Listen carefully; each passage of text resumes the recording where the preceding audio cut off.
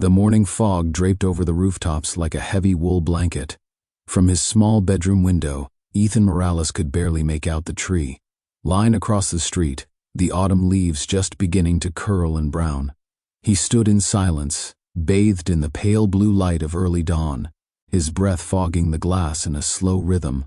Behind him, the quiet sounds of a house still asleep, an old boiler humming, a creaking floorboard, and then, faintly, the soft cry of a baby stirring in another room. He didn't turn around. Not yet. Ethan reached for the hem of his shirt. Slowly, deliberately, he pulled the fabric up and over his head, revealing a body that no longer felt like his own. Across his chest, shoulders, and wrapping down his upper back rose a chaotic map of scars. Thick, shiny, mushroom-like keloids, clustered and raised, winding like ropes twisted into knots. Some were the size of coins, others the size of fists. Red, purple, angry, alive. He exhaled. They ached every morning, but this pain was different. It wasn't just physical. It was the shame, the helplessness, the daily battle of waking up and being reminded of what he could no longer do, no longer be. A father, a husband, a man with control over his own body, a man unafraid. From the hallway, the baby's cries sharpened. Then came Isabelle's sleepy voice, soothing their son. Soft, sweet, patient.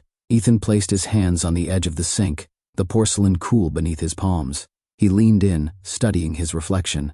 33 years old. Deep-set eyes, dark circles beneath. A strong jaw, hidden behind an untrimmed beard. But it wasn't his face that drew his focus. It was his eyes. The way they avoided the scars in the mirror, like strangers looking past each other on a subway. He remembered when the first one appeared. He had been 5, riding his cousin's old bicycle down a gravel path near his grandfather's house. The sun was high and hot. The world felt endless. Until the front tire caught a rock and he flew forward, landing chest first onto the gravel. Scratches, bruises, blood. Nothing unusual for a boy his age. His mother cleaned him up, kissed his forehead, told him he was brave. But weeks later, something strange happened. The scratches didn't fade. They grew, not into regular scars, but into hard, swollen knots of flesh. They itched, burned, and eventually turned red and shiny. His mother's face had changed the day she saw them. A quiet understanding, a silent fear. His grandfather had them too, on his shoulders, his arms. Ethan had always thought they were old war wounds, but they weren't. They were inherited, passed down like a cruel family heirloom. By the time Ethan turned 10, the kids at school called him Lizard Skin. He stopped changing in front of them for gym. He stopped going to pool parties.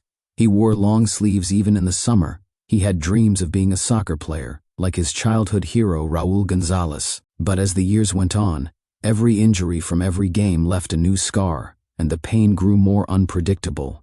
By 16, he had given up on sports altogether, and now at 33, he could barely sleep through the night without waking up scratching himself raw, bleeding through the sheets. The scars were no longer just part of his body, they were his body. The sound of the baby crying grew louder. Ethan pushed off the sink, grabbed his shirt, and started toward the hallway, only to stop short at the mirror again. He had never told Leo the truth. Of course, Leo was just 8 months old, too young to understand. But one day he would ask, about the marks, about why his father never went swimming with him, never played soccer in the yard, like the other dads, why he flinched every time he lifted him into the air. And Ethan didn't know what he would say. A soft knock came at the bathroom door. Isabelle's voice followed, muffled but warm. "Are you okay?" Ethan swallowed. Yeah, just give me a second." He stared at himself once more. His chest tightened, not from pain, but from frustration, from longing. He hadn't held his son in 4 days. Every time he tried, the weight of the baby pressing against his chest ignited a sharp needle-like pain. The last time, he nearly dropped Leo, his arms giving out mid-lift. The panic in Isabelle's face. The way she reached for their son, her voice high and afraid. Since then, Ethan had avoided it altogether. A quiet self-exile. But the ache in his arms was nothing compared to the ache in his heart. He put the shirt back on, slowly, wincing as the fabric brushed over the swollen ridges of his skin. When he opened the door, Isabelle stood there barefoot in an old t-shirt, their son cradled in her arms.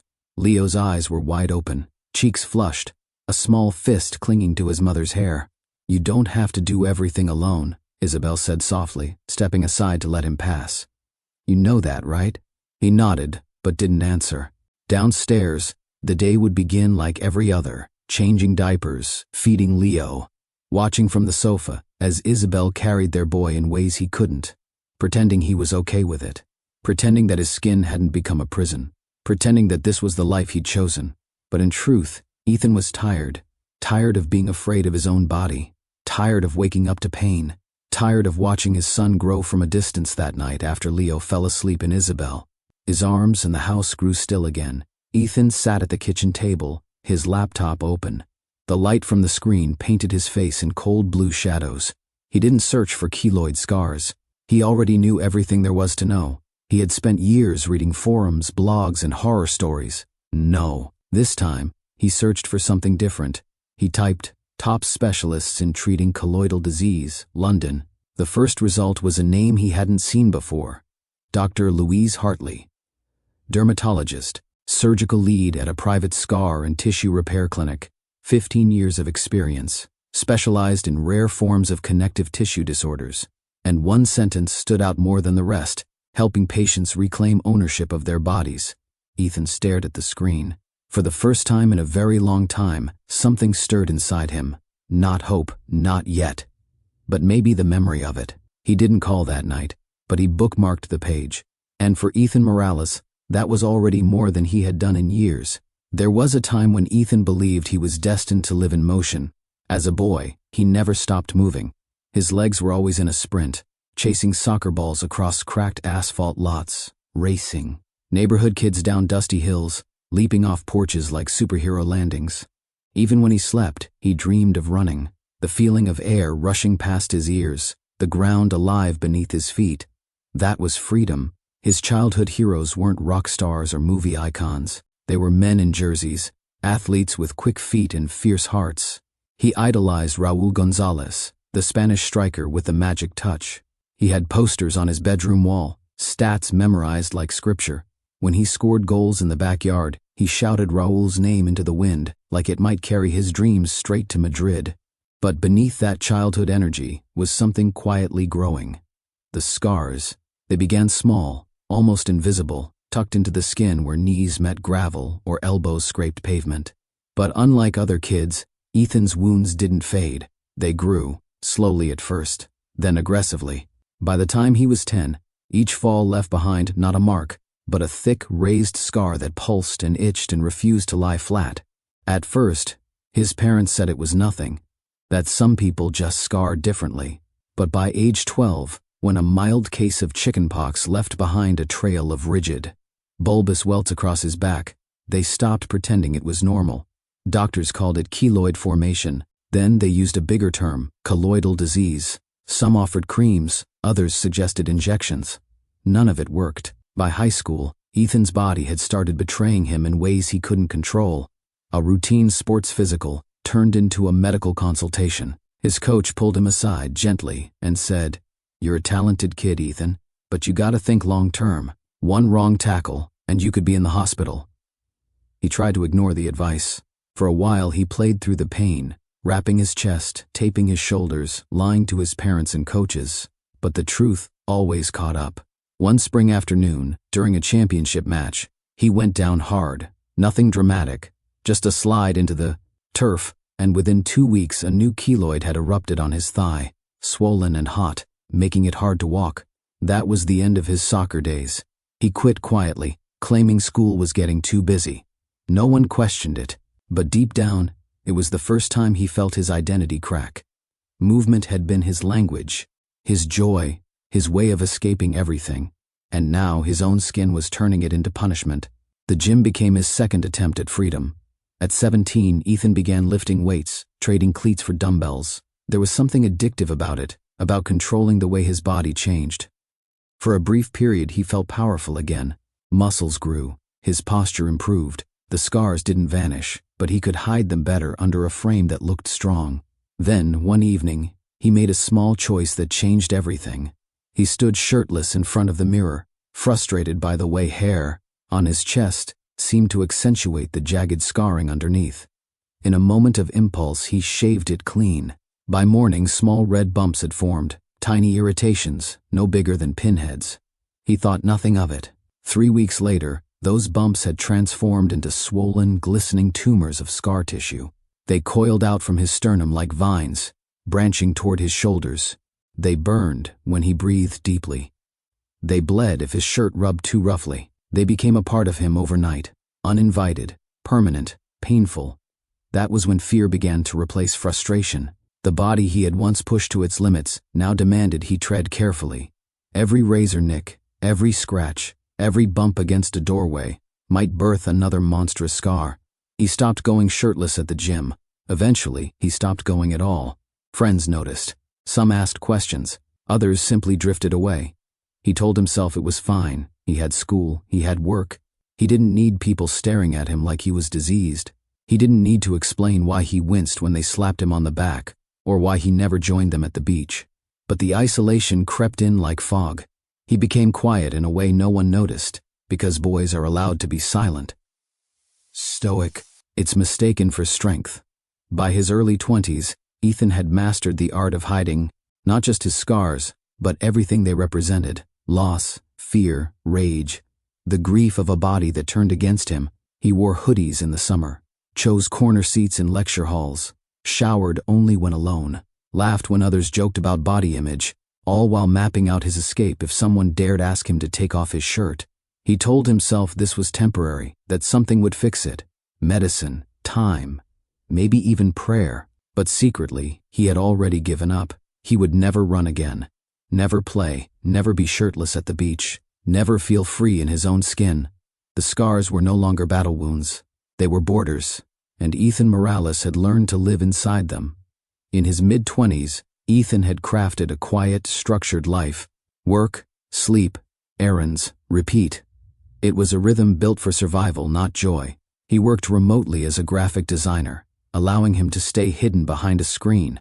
His days were filled with edits, colors, clients he never met in person. It was safe. He rarely went out unless he had to, and when he did, it was always with a jacket, even in the heat of July. He'd mastered his own system of concealment: the layers, the neutral colors, the practiced smile that kept questions at bay.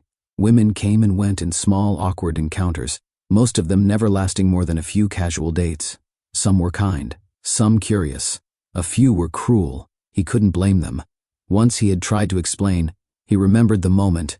Dim restaurant, third date, a woman with kind eyes and a too-quick laugh.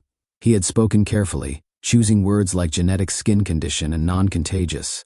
She'd nodded, polite and understanding. But her hand, which had been resting lightly on his, slowly slipped away. She never called back. After that, he stopped trying. Until Isabelle. He met her on a Tuesday, of all days, rainy, gray, and utterly forgettable, until it wasn't. His local community center was running a charity art show, and Ethan had been dragged into it by a persistent client who thought it would be good exposure. He stood awkwardly near his own display, a series of minimalist landscapes, trying not to draw attention, which was hard considering it was his name on the wall. She was standing in front of one of his pieces when he first noticed her. A woman in a yellow raincoat, her dark curls still wet, her gaze focused and unflinching. She looked at the painting like it was speaking to her. "You see something in it?" he asked before he could stop himself. She turned, startled, then smiled. "Yes, it feels still but restless, like something's waiting to move." He blinked. No one had ever described his work like that before. Most people used words like calming or abstract, never alive. Her name was Isabelle. She volunteered part-time at the center and taught children's art classes. They spoke for 15 minutes, then for an hour, then exchanged numbers. The next week, they had coffee, then another, and another. It wasn't like the other times. Isabelle didn't pry. She didn't stare too long at the sleeves he never rolled up, or the way he always kept his jacket zipped halfway even indoors. She asked real questions, about his favorite books, his favorite cities, what colors made him feel calm. And she listened, truly listened. Still, Ethan kept his guard up. He avoided intimacy, deflected compliments, always found reasons to end the night early. But she kept showing up, with almond croissants, with silly jokes, with stories from her chaotic family, with patience. One evening, after weeks of careful distance, she reached for his hand as they walked along the river path. He froze. Her grip was gentle, warm. "You don't have to explain anything," she said, "but I'm not going anywhere unless you want me to." He didn't answer, but he didn't let go either. It took months for him to show her. Not all at once, he couldn't bear that, but piece by piece, a forearm, a shoulder, his back, each time expecting her to flinch, to pull away. She never did. Sometimes she touched the scars softly, her fingers tracing them like cartographers mapping new lands. "They're different," she said once, "but they're still you." The night he proposed, he didn't get down on one knee. He simply handed her a small velvet box over dinner and said, "You don't have to say yes, but I need you to know you're the only thing that doesn't make me want to hide." She cried, then said yes. Their wedding was small, just family and a few close friends. Ethan wore a three-piece suit with a high-collared vest, the fabric tailored carefully to minimize discomfort against his skin. He smiled in the photos, awkwardly, but genuinely. For the first time in years he felt something like peace, but peace, as he would learn, is fragile. On their wedding night, Isabelle sat cross-legged on their bed, still in her dress, her curls falling wild around her face. She patted the spot beside her. He hesitated. "I'm not afraid," she whispered. He laughed nervously. "You should be. I'm not exactly easy to look at." "You're not supposed to be perfect," she said. "You're supposed to be mine." Slowly, he unbuttoned his shirt. She watched, not with pity, not with shock, but with something far more dangerous. Love. And that, more than anything, terrified him. Because love saw everything. She touched his chest, just above one of the largest keloids.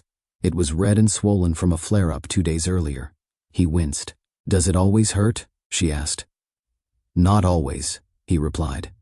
"But often, especially when I move too much, or breathe too deep, or think too hard."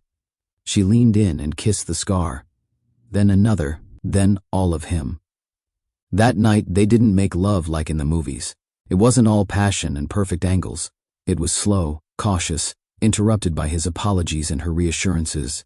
It was real, messy, honest, and afterward, when they lay tangled together in the silence, Ethan whispered, "Thank you for not running." Isabelle rested her head on his shoulder, her fingers gently tapping a rhythm on his forearm. "I didn't stay because I didn't see the scars," she said. "I stayed because I saw you anyway." The delivery room smelled of antiseptic and sweat and new beginnings. Ethan stood motionless beside Isabelle's hospital bed, clutching her hand as she pushed through the final waves of labor. Her face was slick with tears and effort, her fingers digging into his wrist with a strength that surprised him. "You're doing amazing," he whispered. Even though she couldn't hear him, she was somewhere else now, inside the storm of pain, purpose, and primal force. Then, a cry. Small, sharp, electric. The room shifted in that instant. Doctors moved quickly, checking, wiping, wrapping, and suddenly, there he was, red and wailing, his arms flailing in protest against the cold light of the world. "Leo." The nurse placed the baby briefly on Isabelle's chest before taking him away to be cleaned and weighed. Isabelle sobbed softly, smiling through exhaustion. Ethan stood frozen. He had imagined this moment. For years, he thought he would rush forward, cradle his child, whisper promises of protection. But now, staring at the small bundle being wrapped and checked, all he felt was distance and fear. One of the nurses turned to him. "Would you like to hold him, Dad?" The words landed like a challenge. Isabelle turned to look at him, her eyes bright and wet. "Go on," she said, breathless. "He's perfect." Ethan hesitated. His arms ached, not from emotion, but from the very real raw pain in his chest. The last few weeks had been brutal. The keloids on his sternum had swollen again, angry and tender from the friction of his undershirt. Even turning in bed had become an ordeal. Still, he nodded. He couldn't say no. The nurse approached with the baby, carefully guiding the tiny body into Ethan's arms. For a moment, it was exactly as he'd dreamed. The warmth, the weight, the overwhelming awe of life so new, so small. Then the pain shot through his chest like lightning. It was as if a dozen needles pressed from within, twisting beneath his skin. He flinched, tightening his grip, just barely managing not to drop the baby. The nurse reached out instinctively, But Ethan shook his head. He wouldn't let go. Not yet, not like this. He stood still, every muscle locked, holding his son like porcelain. Leo blinked up at him, his face scrunched, his lips pursed into something like a frown. It was absurd and beautiful and unbearable. When the nurse finally took Leo back, Ethan let out a long, quiet breath. He didn't look at Isabelle. He couldn't.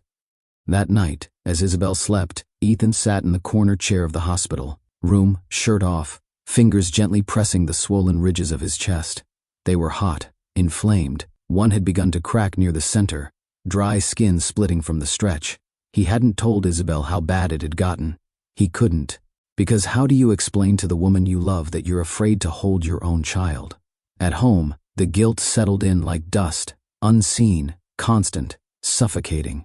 Every cry that brought Isabelle out of bed in the middle of the night, every diaper change he stood by and watched, every time she picked up Leo with ease while he stood frozen by his own limitations. He tried. God, he tried. But every attempt ended the same: pain, flinching, retreat. And Isabelle noticed. She never said anything directly, but her glances lingered. Her silences grew longer. Once in the dead of night, he caught her watching him from across the bed, her eyes wide open in the dark. "You're not sleeping," he said. She hesitated. "Neither are you." He wanted to tell her everything, about the nights he sat in the bathroom, peeling his shirt away from half-dried blood, about how he'd learned to shower with his back to the water because the sting was too sharp, about how he feared one day he'd wake up and the scars would have fused together entirely, one solid wall of pain. But the words got stuck, because they always did. Instead, he leaned forward and kissed her forehead. "I'll do better tomorrow." But tomorrow never came. The suggestion came from an old friend of Isabelle's, a well-meaning woman who had once studied herbal medicine in Bali and now ran a wellness blog. She sent Isabelle a link one morning, along with a hopeful voice note. "It's all natural, no side effects. It helped my cousin's eczema disappear. Totally worth trying." Isabelle didn't push it on Ethan right away. She simply left the tab open on his laptop, just in case. For days it sat there, half forgotten, half ignored, until one night, after Leo had been particularly fussy and Ethan's chest felt like it was splitting apart from within, he clicked. The product description read like a miracle: anti-inflammatory, deep penetrating, designed for sensitive, overreactive skin. The before and after photos were stunning. Smooth chests, where once there had been angry red hills. Glowing reviews from strangers who spoke with the conviction of the healed. Ethan didn't believe in miracles, but he believed in desperation. The cream arrived in a plain white jar with gold lettering and no instructions. The smell was strong, earthy, like pine and wet clay. That night, after Isabelle and Leo were asleep, he stripped off his shirt in the bathroom, dipped 2 fingers into the jar, and began rubbing it gently into the worst areas. It burned, not a tingle, a fire, like acid under his skin. But he kept going, thinking it was part of the process, that maybe healing meant breaking something down first. The next morning his chest was swollen, more than usual.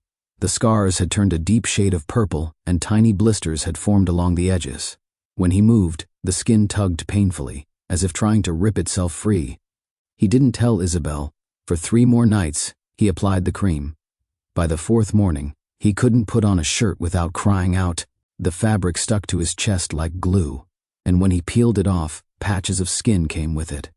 That was the morning Isabelle saw. He was in the bathroom, hunched over the sink, trying to dab at the raw flesh with a wet towel. She pushed open the door without knocking, her voice caught mid-sentence until she saw the blood-stained cloth, the mess of angry scars, the expression on his face. "Ethan," she whispered, stepping forward. "Don't," he said, backing away. She ignored him. "What is this?" she asked, pointing to the jar on the counter. He hesitated. "It's nothing, just something I thought might help." Her face twisted. Grief, worry, frustration. "Why didn't you tell me?" "Because I didn't want another lecture about doctors and referrals and waiting lists, and how I need to be patient while I feel like I'm rotting from the inside out." His voice rose, sharp and louder than he meant it to be. Leo stirred in the next room. Isabelle blinked, stunned. "I'm sorry," Ethan said immediately, his voice softening. I'm so tired, Izzy. I can't hold my own son. I can't sleep. I can't even wear a damn shirt. I feel like I'm disappearing." She stepped closer, placed her hand lightly on his forearm. "You're not disappearing," she said. "But if you keep doing this alone, you might break." They stood in silence. Then, without another word, she picked up her phone, left the room, and made a call. Ethan sat on the edge of the bathtub, chest exposed and throbbing, listening through the thin walls as Isabelle spoke in a calm, measured voice to someone he couldn't yet hear. When she returned, she didn't ask for permission. "There's a specialist," she said, "in London. Her name's Dr. Louise Hartley. She doesn't advertise. She only takes cases referred by other physicians. But I explained everything. I told her about you. She wants to meet." Ethan shook his head. "Izzy, I don't think—" "No," she said, gently but firmly. "You don't get to think your way out of this one. You tried it your way. Now we try mine." He looked at her then. Really looked. Her eyes were tired, rimmed red from too many sleepless nights, but they held steady. She wasn't pleading. She wasn't hoping. She was deciding. For him. For all of them. And maybe that's what he needed most. Not a miracle. Just someone who wouldn't give up when he already had. The clinic sat at the corner of a quiet London street, tucked between a flower shop and a private dental office. From the outside, it looked nothing like the place that might hold answers. No grand sign. No polished lobby, just a small brass plaque on the door that read, "Dr. Louise Hartley, Dermatological Reconstruction Specialist." Ethan stood outside for longer than he meant to. He could feel Isabelle watching him from the driver's seat, their son babbling softly in the back seat. The world around them moved like it always did. Cars passing, someone laughing on the phone across the street, the scent of fresh bread wafting from the bakery nearby. But for Ethan, the moment felt still. Heavy. His palms were already sweating. Isabelle rolled down the window. "You okay?" He nodded. "Yeah. Just collecting myself." She smiled gently. "You're not going in there to be judged. You're going in to get help." "Same thing sometimes," he muttered, then regretted it immediately. "Hey," she said, her voice firmer. "This is a step forward, no matter what happens." Ethan took a breath, then another. Finally, he turned and walked toward the door. Inside, the air was quiet, clinical, but not cold. Soft lighting, walls painted in muted blues and grays. A single receptionist sat behind a glass counter, typing quietly. She glanced up as he entered, offered a calm smile. "Mr. Morales?" He nodded. "Dr. Hartley is expecting you. Right this way." She led him down a short hallway, past closed doors and framed certificates. At the end was a room that looked nothing like a traditional doctor's office. There were no harsh fluorescent lights, no medical charts plastered on the walls, just a comfortable chair, a low table, a computer screen tucked off to one side. And standing in the middle of it all was a woman in her early 50s, dressed in a tailored, navy blouse, silver streaks in her short hair, and eyes that missed nothing.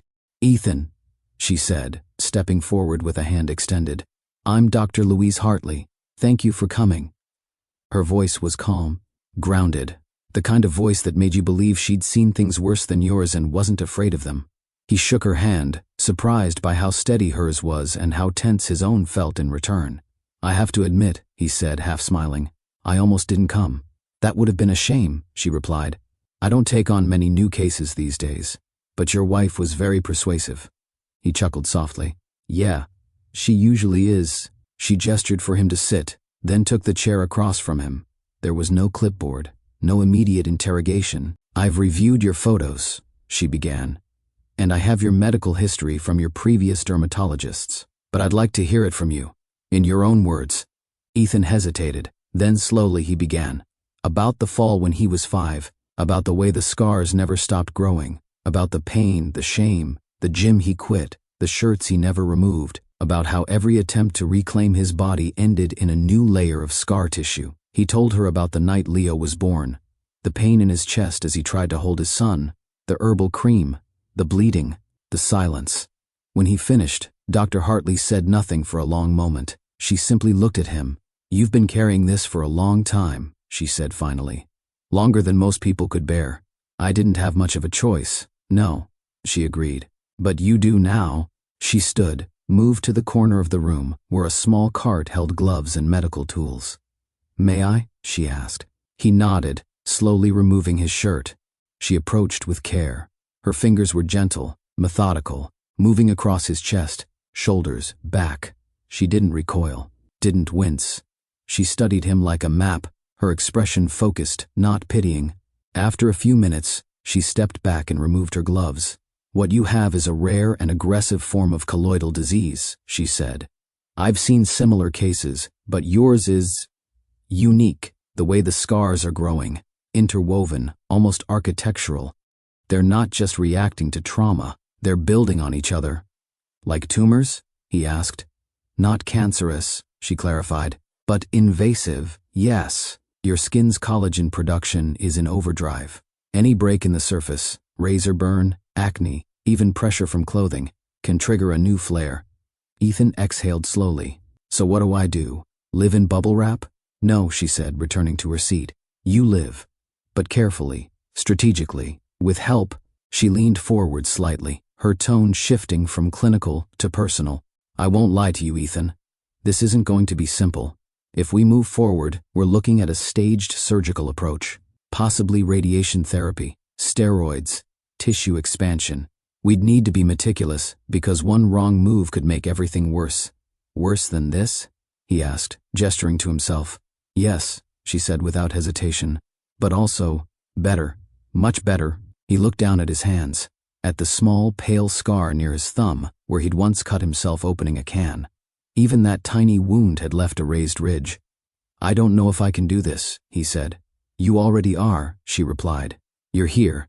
Dr. Hartley turned her chair slightly toward the desk, tapped the keyboard, and brought up a 3D scan of a torso on the screen. It wasn't Ethan's, but it might as well have been. Digital renderings of scar tissue stretched across the chest, mapped in layers of color. "This is a composite model I use to explain the procedure," she said. "Based on your imaging and history, here's what I believe we're dealing with." She walked him through it, each step deliberate but clear. The plan would involve a multi-phase approach. First, targeting the most inflamed and restrictive areas, primarily the central chest and upper back, with a combination of low-dose radiation and cortisone injections to suppress growth. Next, the insertion of tissue expanders under healthy skin surrounding the worst keloids. These silicone balloons would be slowly inflated over weeks, encouraging the skin to grow and stretch, creating enough new tissue to use in reconstruction. Then surgery, not one but likely two, maybe even three, carefully removing the worst keloids, reshaping the skin, monitoring for signs of recurrence, followed by continued therapy, steroid tapes, topical care, follow-ups every month. "It's not a cure," she emphasized. "There is no full cure, but it can be managed, controlled. You can get your body back, not perfect, but functional, and more importantly, less painful." Ethan stared at the screen. Everything inside him pulled in opposite directions. The idea of being cut open terrified him. The idea of making things worse, of giving the keloids a new excuse to return stronger. It gnawed at his gut like acid. But beneath that fear, something else stirred. A memory. Leo's weight in his arms, the pain, the fear that he would drop him, the guilt that he had barely held his own son in the first weeks of his life. He rubbed his palm along the edge of the chair, grounding himself. "What are the risks?" he asked. Dr. Hartley leaned back. "There's always risk with surgery. Bleeding, infection. In your case, the biggest concern is recurrence. Your body's default response is to overcompensate. Even removing a scar is, ironically, an injury. That's why we plan carefully. That's why we don't rush. And if it comes back worse, then we reassess, we manage, we try again. I'm not offering miracles, Ethan. I'm offering a process, one with setbacks, but also one with forward motion." He let out a shaky breath. "You've done this before?" "Many times," she said. "Not all as complex as yours, but yes. I've seen cases nearly as severe, and I've seen them get better. Not overnight, but meaningfully." Silence settled between them again. Then, softly, Dr. Hartley added, "I know this feels like a leap, but not deciding is also a decision. Doing nothing is a decision." That sentence stuck in his chest like a stone. He thought of how many years he had chosen nothing. How long he had waited for the scars to somehow fade on their own. How many times he'd chosen silence, chosen to endure, rather than risk making things worse. And where had that gotten him? He stood, walked slowly to the window. Outside, it had started to drizzle. London light through gray rain, people passing under umbrellas, lives moving forward. Behind him, the door opened gently. Isabelle. She had stayed in the waiting room with Leo, giving him space, but now stepped in quietly, as if sensing the weight in the room. "You okay?" she asked. Ethan turned to her, his shirt still off, his chest still exposed, the rawness of it all laid bare. "I don't know," he said honestly. She came to him, touched his arm lightly, then looked toward Dr. Hartley. "She explained everything?" He nodded. "And? I'm scared," he said. "So was I," Isabelle replied.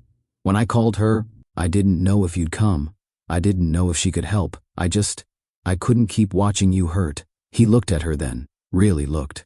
Her eyes weren't pleading, they were strong, steady, and tired, so very tired from carrying a weight that wasn't hers alone to carry. And in that moment, Ethan realized something he hadn't allowed himself to believe for years. He didn't have to do this alone.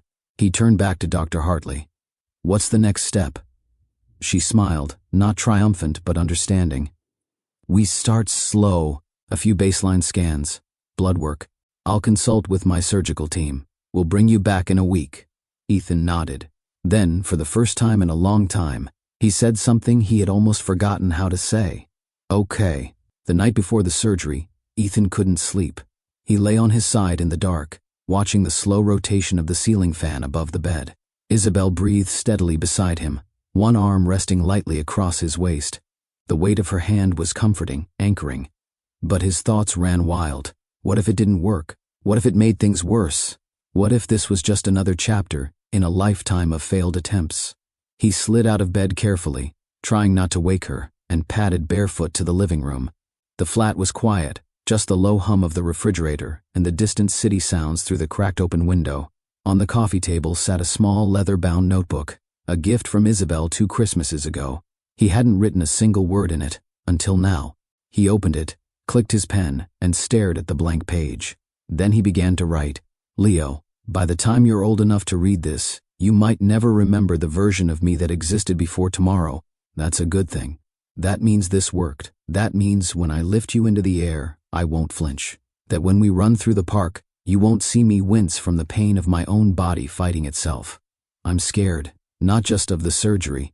I'm scared that I've waited too long to become the kind of father you deserve. But your mother believes in me, more than I do, most days. And for once, I want to try believing with her. So if something happens, if things don't go the way we hope, just know that I tried. For you. Because you gave me a reason to stop hiding. I love you, little man. Always." He closed the notebook gently. The next morning came too fast. London was gray and wet, as usual. Isabelle drove him to the hospital, Leo asleep in the back seat, his tiny face pressed against the edge of his car seat. Ethan turned around every few minutes, just to look at him.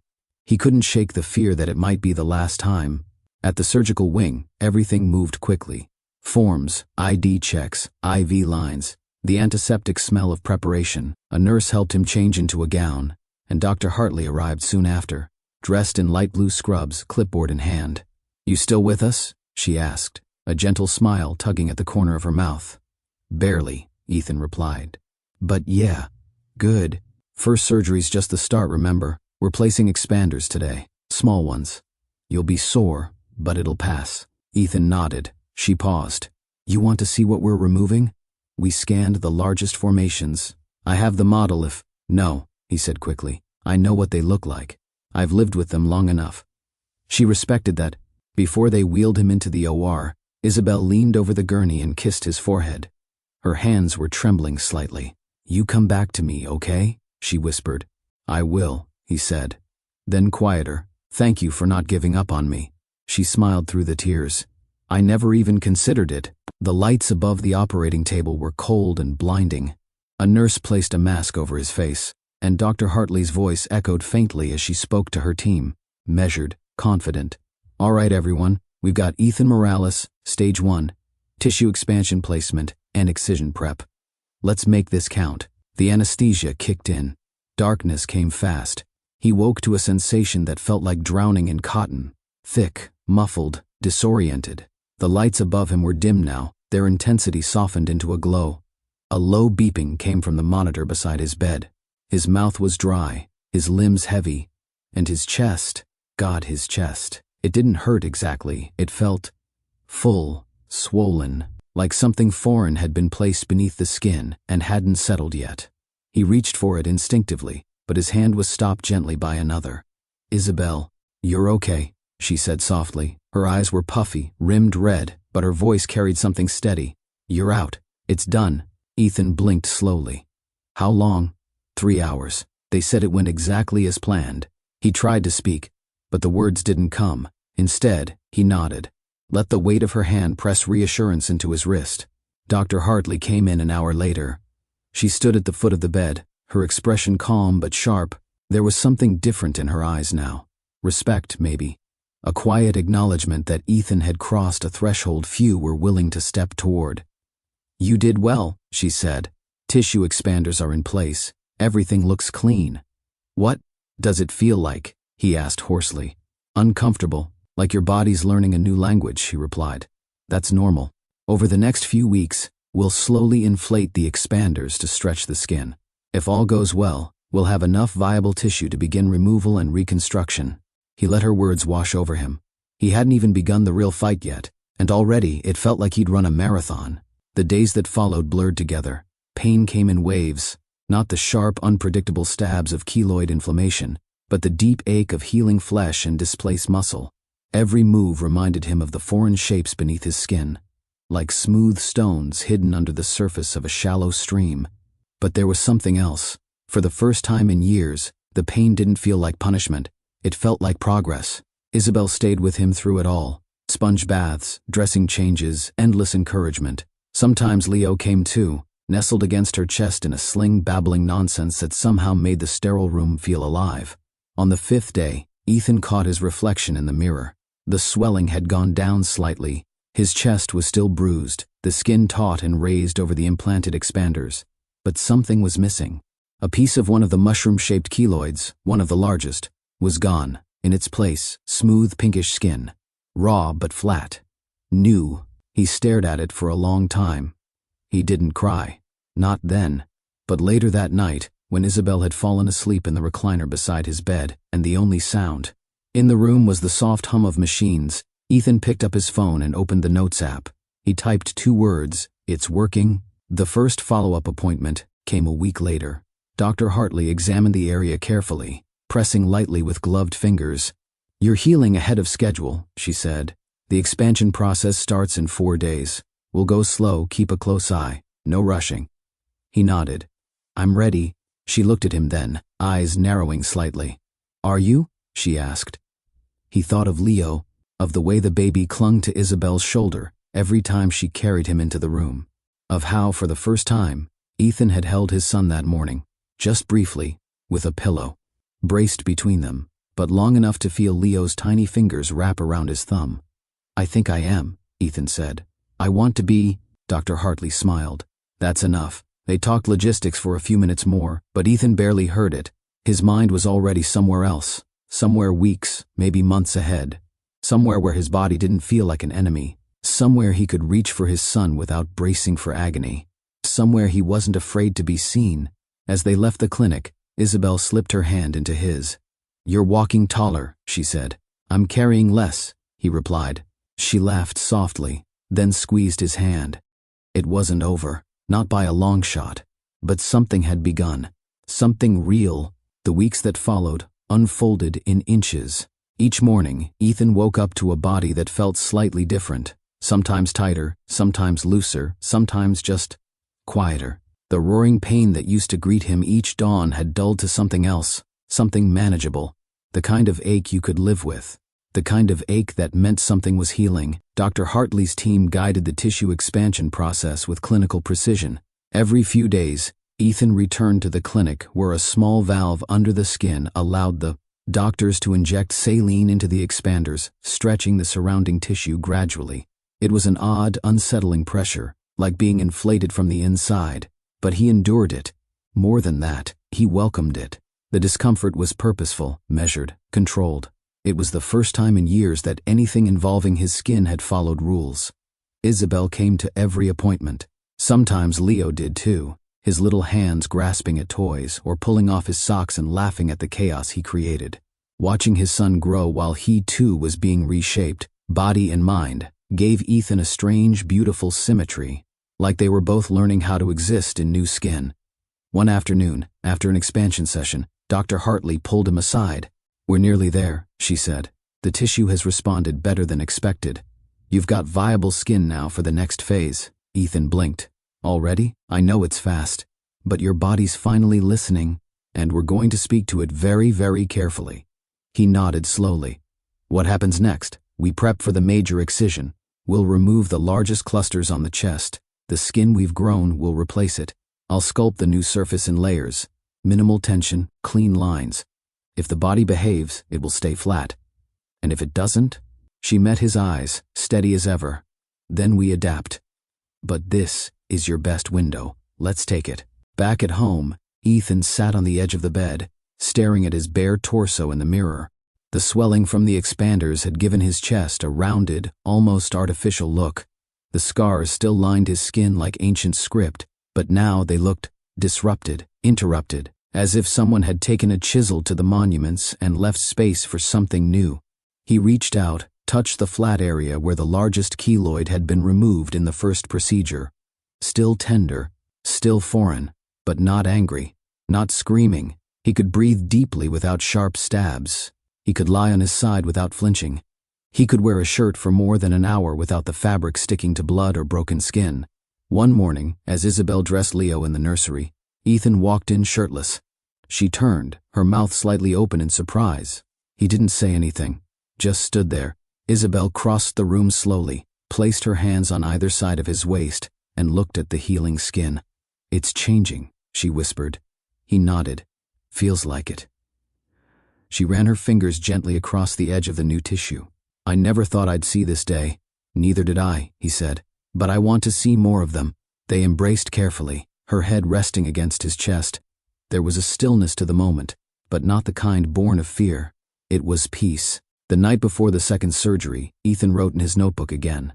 "Leo, tomorrow they take more of it away. The old parts, the pieces that hurt me, and sometimes hurt you without even touching you. I'm scared again, but not the same way. Not the kind that freezes you, the kind that asks you to keep walking anyway. I used to think pain was something I just had to survive, but now I think healing is harder, because it demands hope, and trust, and letting people in. You and your mother have been my anchors, and I promise, whatever happens next, I'll keep choosing the hard road, because it's leading me back to you." He closed the notebook, placed it beside the framed photo of the three of them, taken just a few weeks earlier at the park. In it, Leo was smiling, mid-laugh. Ethan stood behind him, hands resting protectively on his shoulders. You could see the faint lines of bandages beneath his t-shirt, but only if you knew where to look. Tomorrow, those lines would change again. And for once, Ethan was ready.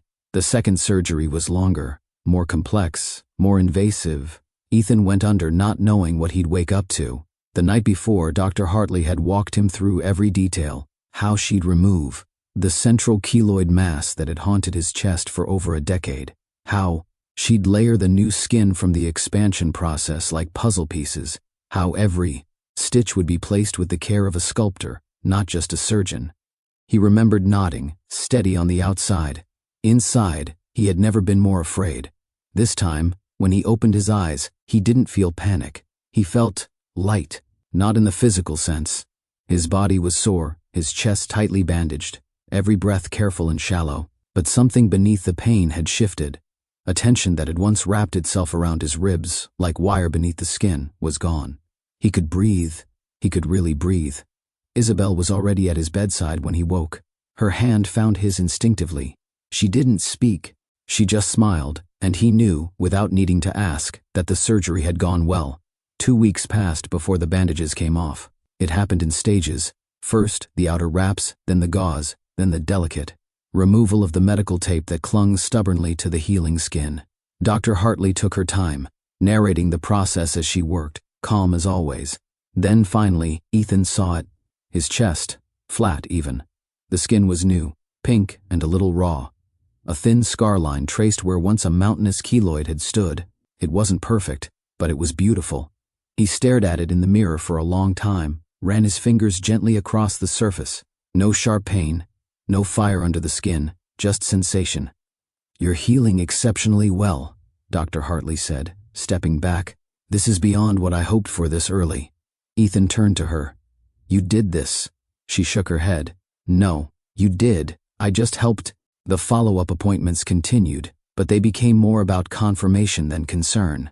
Dr. Hartley monitored everything: the tissue response, skin elasticity, signs of recurrence. So far, there were none. And as the stitches dissolved and the swelling faded, something else happened. Ethan started moving differently. At home, he caught himself reaching overhead without wincing, twisting at the waist, sleeping on his stomach. Small things, maybe, but to him, they were revelations. And then came the moment he hadn't dared imagine. It was early evening. Isabelle was folding laundry in the living room, Leo sitting nearby, playing with a stuffed giraffe and babbling to no one in particular. Ethan walked in, freshly showered, wearing just a soft cotton t-shirt and sweatpants.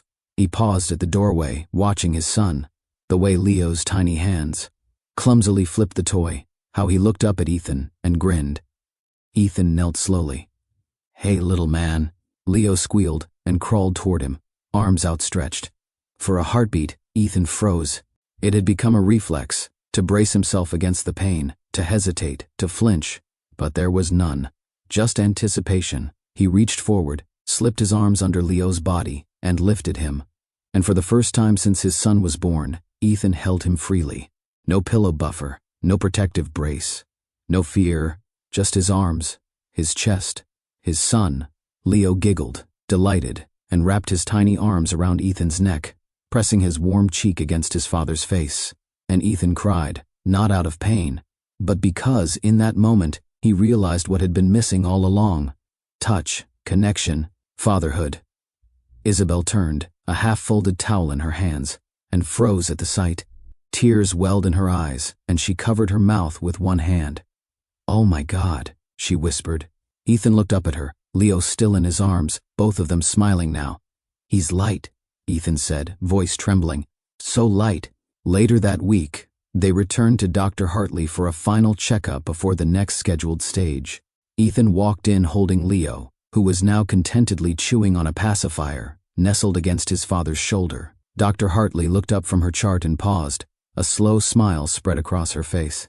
"Well," she said, "that's the best progress report I've ever seen." Ethan laughed, a full, deep sound. He sat down, Leo still in his lap, and shook his head. "I don't even know what to say." "You don't have to," Dr. Hartley replied. "Your body's saying it for you." Spring arrived quietly in London. The air warmed. Trees lined the streets in soft greens. Parks came alive with the sound of children laughing, dogs barking, the rustle of kites overhead. For the first time in years, Ethan Morales welcomed the changing season without dread. He didn't count the weeks anymore. He no longer tracked flare-ups or memorized the shape of each scar. There were still marks, of course, thin lines, reminders, but the pain was gone, the inflammation gone. The enemy that had once claimed his body inch by inch had finally loosened its grip. He moved through the world with ease now, not perfectly, but freely. One Saturday, Isabelle convinced him to join a small community picnic at the local park. She packed a blanket, fruit, sandwiches. Leo tottered beside them, holding tightly to Ethan's finger with one hand and dragging a toy truck in the other. It was a warm afternoon, the kind that used to send Ethan reaching for layers, hiding his arms and chest beneath fabric. But this time, he wore a short-sleeved shirt, no jacket, no excuses. At the park, someone recognized him. A woman, mid-30s. She approached cautiously, a little boy trailing behind her, maybe 6 or 7. She smiled nervously. "Are you Ethan Morales?" He nodded slowly. "Yes. I saw your story online. Someone shared a clip from that interview you did with the clinic. She paused, her eyes glistening. "My son has keloids too. Not like yours, not yet. But they're growing, and the doctors haven't given us much hope." Ethan looked down at the boy. His arms were thin. A few raised scars dotted his shoulders and collarbone. He bent down slightly, meeting the child's eyes. "Hey, champ, those give you trouble?" The boy nodded. Ethan smiled. "Yeah, I know how that feels." He reached out, rolled up the sleeve of his own shirt, and showed the boy his arm, flat now but still marked, not hidden. "Want to know a secret?" Ethan said. "These used to be a lot worse. but I had some help, and now I can do this. He scooped Leo into his arms. No hesitation, no brace, no pain, and lifted him high into the air. Leo squealed, laughing. The boy's eyes widened. "You used to hurt?" "Every day," Ethan said, "but not anymore." The mother put a hand to her mouth. Tears slipped down her cheeks. "I didn't know what to say to him," she whispered. "I didn't know there was a way forward." "There is," Ethan said, "and you don't have to walk it alone." He gave her Dr. Hartley's information, told her what to expect, offered to answer any questions she had. It was a small moment, but to them it felt enormous. Back home, Ethan sat on the balcony, Leo curled asleep against his chest, Isabelle painting in a sketchbook nearby. The sun cast long golden streaks across the floor. A breeze moved through the curtains. He picked up his notebook. "Leo, there's something no one tells you about scars. They don't disappear. Not really. Even when they fade, they stay in your memory. They shape the way you move, the way you love, the way you protect yourself. But that doesn't mean they win. My body isn't perfect. It never will be. But today, your tiny hands rested on my chest without hurting me, and that's enough. That's everything. You taught me to fight, little man. And your mother, she taught me how to let someone fight beside me. Whatever scars you carry one day, on your skin or in your heart, I hope you know they don't make you less. They make you real. They make you strong. And they remind you of where you've been. And if you ever forget that, just look for me. I'll remind you." Later that evening, Ethan and Isabelle took Leo for a walk. They passed familiar faces, neighbors, families, other parents pushing strollers. Some looked twice when they saw the faint lines on Ethan's arms, but most didn't look at all. They saw a father, a man laughing with his son, a survivor. Leo toddled ahead, chasing a butterfly. Ethan followed close behind, arms ready, not in fear, but in joy. The sky was wide and open above them, and for the first time Ethan Morales walked beneath it without armor. Only skin, only light, only love. Sometimes, the scars we carry are visible to the world. Other times, they live just beneath the surface, in the fears we hide, the pain we endure, and the battles we never speak of. But healing is not just the closing of a wound. It's the courage to let others see it. It's the moment we stop surviving and start living again. Today, Ethan didn't just reclaim his body. He reclaimed his place as a father, as a husband, as a man no longer defined by pain. So here's a question for you. What's the scar in your life that you've been hiding? And what would it mean to finally heal it? Share your thoughts in the comments. You never know who your story might help. And if this journey moved you, inspired you, or reminded you of your own strength, don't forget to like this video, subscribe to our channel, and tap the bell icon so you won't miss the next story that might just change someone's life. Because sometimes, the stories we need most are the ones that help us feel seen. He had a newborn son, but couldn't even hold him. Every time he tried, his own chest screamed in pain, torn open by scars that looked like mushrooms growing under his skin. They weren't just ugly, they were alive. And for 20 years, they grew larger, redder, and more cruel, punishing him for every breath, every hug, every moment of joy he tried to feel. No treatment had worked. No doctor had dared. This is the story of a man's battle against his own skin, and the moment he finally held his son without pain. Subscribe now so you won't miss a second of this unforgettable journey.